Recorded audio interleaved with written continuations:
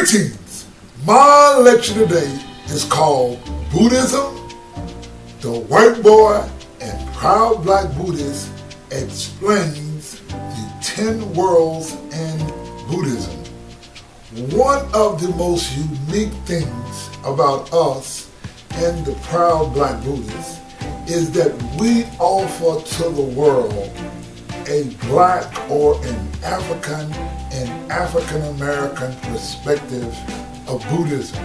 We are really just about the only somebody that actually teach a Buddhism that's culturally integrated or culturally inclusive of African and African American culture.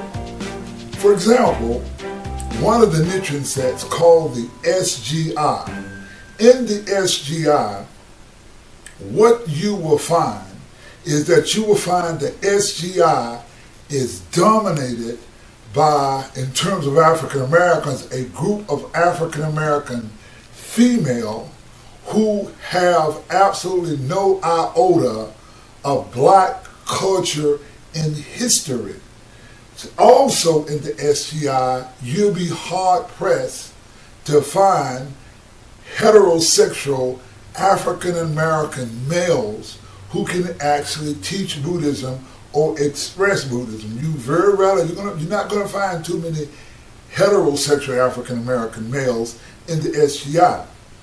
In the Nichiren Shoshu, you will not find any African Americans who can really express or teach Buddhism, because Nichiren Shoshu does not allow black people to teach Buddhism. In fact, they don't allow white people to teach. They don't even allow women to teach Buddhism. So within that particular set, you got inequality. And of course, one of the other Nichiren sets is Nichiren Shu. Of course, in my particular case, I was introduced to the Myoho-Renge-Kyo Shonin, the lady who was the first female priest in Nichiren Shu. She's half black, half African American, and of course I had asked her and asked the Nichiren Shu leaders what were their policy on African and African Americans, and I was told I was not welcome anymore at Nichiren Shu meetings. So this is actually the state of Buddhism. Now, our Nichiren Buddhists, we follow the teachings of the 13th century Japanese sage by the name of Nichiren. His name is Nichiren, and we use the term Shonin. Shonin means priest, so we call him Nichiren Shonin. One of the unique things about Nichiren Shonin was that he challenged all of the Japanese Mahayana Buddhist teachings in Japan by saying that all that they were teaching was wrong, and only the Lotus Sutra is the correct teachings of Nichiren, of Shakyamuni Buddha. Now, we at the Proud Black Buddhist World Association follow the teachings of Nichiren Shonin, and we too follow the teachings of the Lotus Sutra. This lecture is a teachings of the Lotus Sutra because in the Lotus Sutra is inclusive of one's life, of one's culture, of who one is. It's not like the way the Japanese sects who teach a Japanese nationalism, but the Lotus Sutra is inclusive of you and your life. And we at the Proud Black Buddhists explains Buddhism inclusive of our African and African American culture and history. Now, the first go-show that Nichiren wrote, it's called On Attaining Buddhahood. Now, this, I believe, is one of his most profound teachings, and this teachings actually supports who we are, the Proud Black Buddhists. Let's go into this go-show and read what Nichiren says. Now, it reads, This is the Gosho on attaining Buddhahood. It says, the Lotus Sutra is the king of sutras, true and correct in both word and principle. Its words are the ultimate reality, and this reality is the mystic law, Myoho. It is called mystic law because it reveals the principle of the mutually inclusive relationship of a single moment of life and all phenomena. That is why this sutra is the wisdom of all Buddhas. Nichiren further says, he says, life at each moment encompasses body and mind and self and environment of all sentient beings, that is, beings that have sensory organs in the 10 worlds, as well as insentient beings in the 3,000 realms, including plants, sky, and even the minutest particles of dust. Life at each moment permeates the entire realm of phenomena and is revealed in all phenomena. To be awakened to this principle is itself the mutually inclusive relationship of life at each moment and all phenomena. Now, this next statement is the most important because a lot of people think that just because you chant and you're practicing Buddhism, you're practicing correctly, just because I chant. But this is not true in Nichiren Buddhism. Nichiren is very clear why we should have even a proud black Buddhist. Now this is what Nichiren says. Listen to the statement. Nichiren says, nevertheless, even though you chant and believe in Myoho-Renge-Kyo, if you think the law is outside yourself, you are embracing not the mystic law, but an inferior teaching. Inferior teachings mean those other than the Lotus Sutra, which leads directly to enlightenment.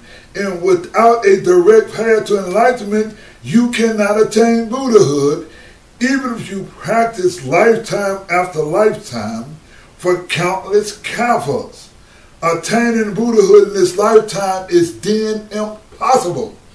Just because you may be with the Japanese priest, or just because you were taught by Daisaki Kato or somebody in Nichiren Shu, it does not matter. If you think the law is outside of yourself, and what is yourself? Yourself is who you are. Yourself is you as a people. Yourself is your history. Yourself is your culture. Yourself is who you are. Now, if you're practicing this Buddhism and you are dominated by Japanese nationalism, or your culture or your history or yourself is not inclusive, then you are not practicing Buddhism, because that's stuff outside yourself.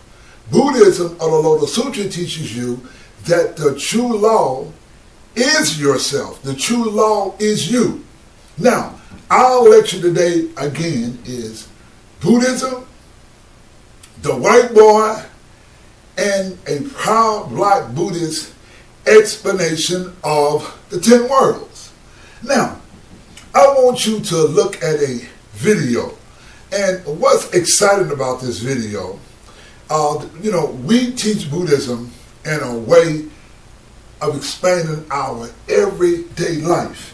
Now, in this video, you're going to see this white boy, and it's funny because, let's explain. First of all, Buddhism talks about the 10 worlds. Now, let me explain to you about the 10 worlds in Buddhism. See, in Buddhism teaches that there are 3,000 worlds in a momentary state of existence. So we have 10 basic worlds. They are hell, which is the lowest. Then it goes up. You got hunger, the desire for something. Hell, hunger. The third world is animality. Hell, hunger, animality. The fourth is anger.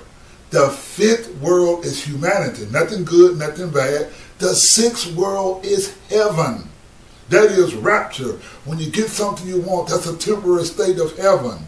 And the seventh world is learning. And the eighth world is self-realization.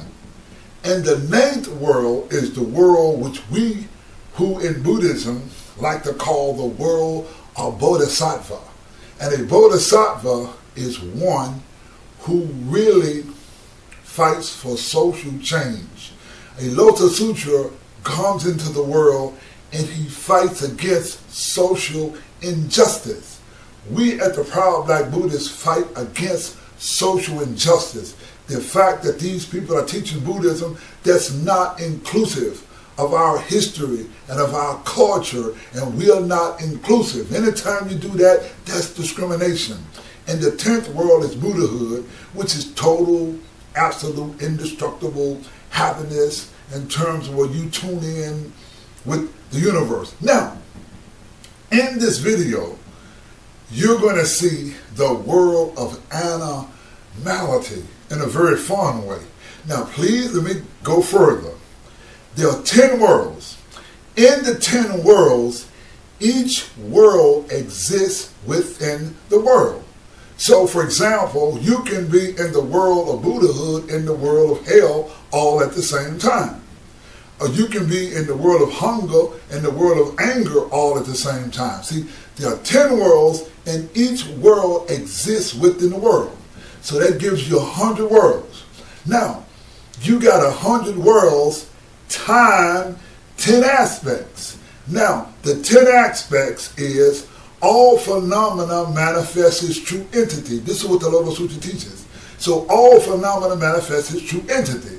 Now, the 10 aspects is, the first one is an appearance. You got appearance, you got a nature, and you got an entity.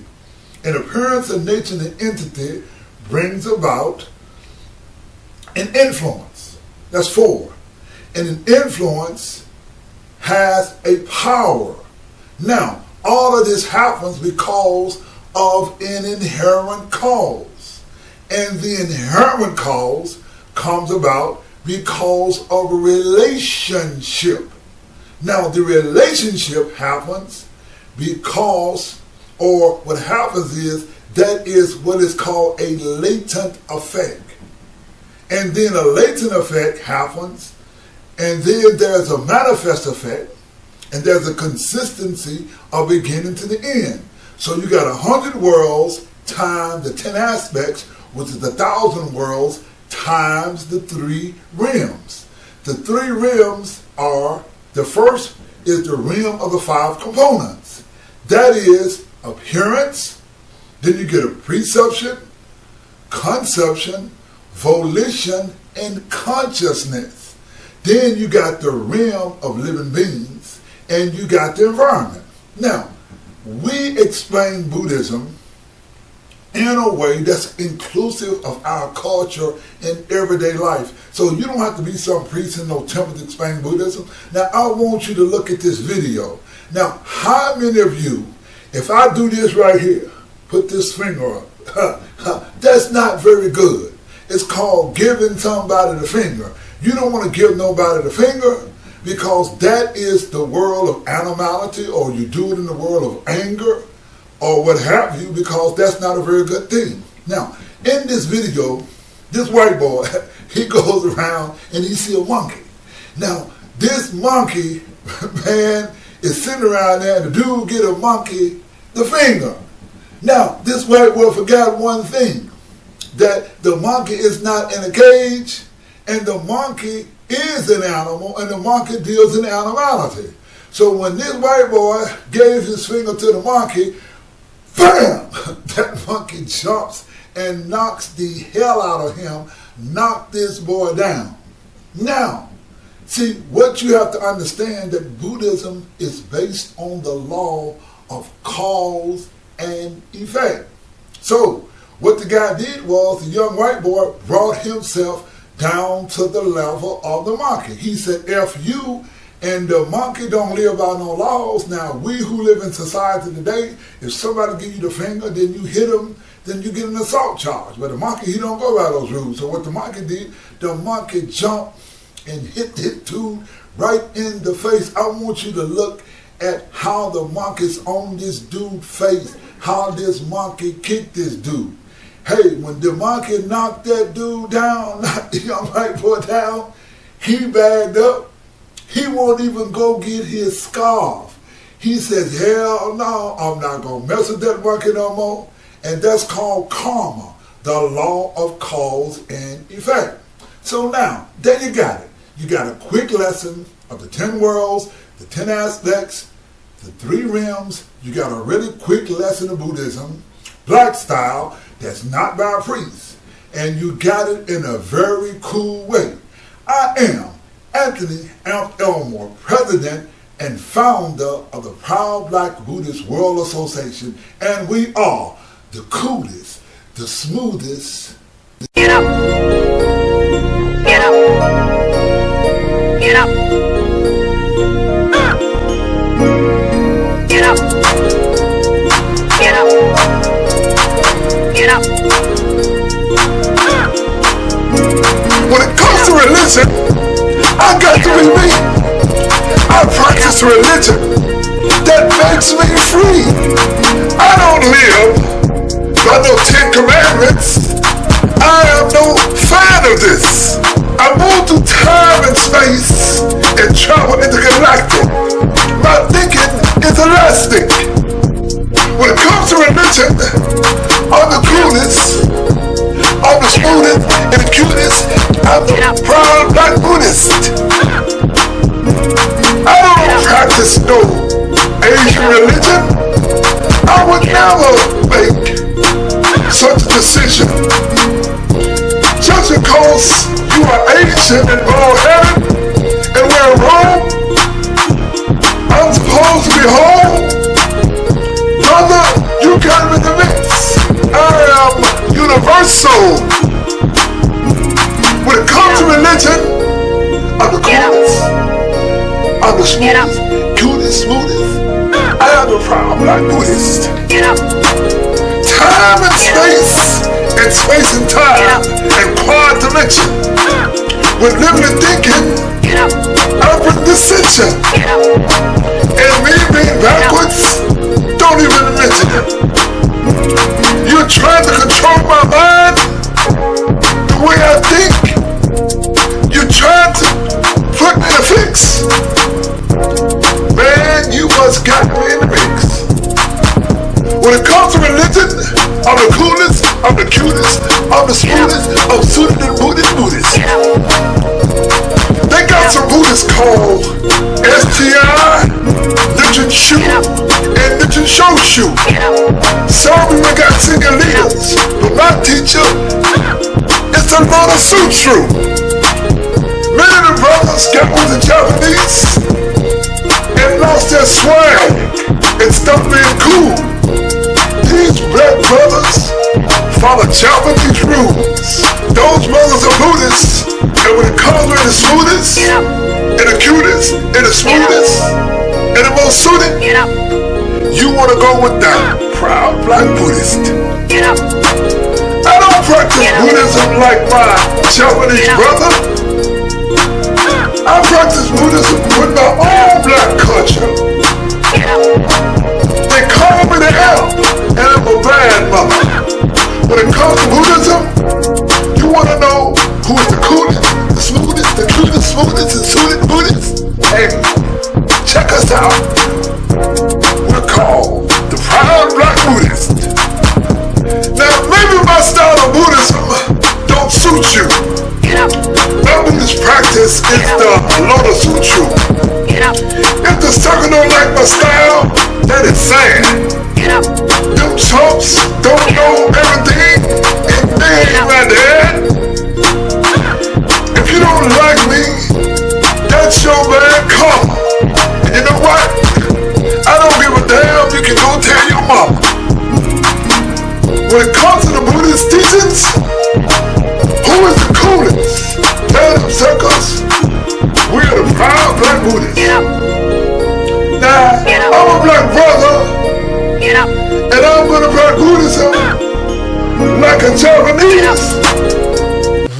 Now please. I'm the smoothest, I'm the coolest, I'm the cutest, I'm most suited, I'm the proud black Buddhist.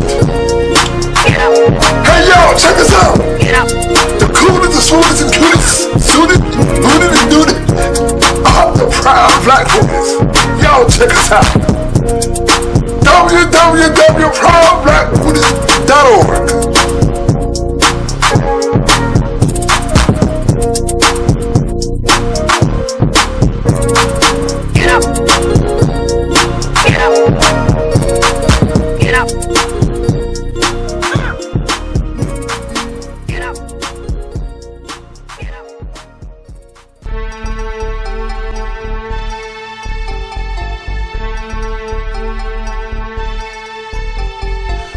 Myoho-Renge-Kyo is the way to make your karma go. Myoho-Renge-Kyo is the way to make your karma go. Myoho-Renge-Kyo is the way to make your karma go. Myoho-Renge-Kyo is the way to make your karma go. Myoho-Renge-Kyo.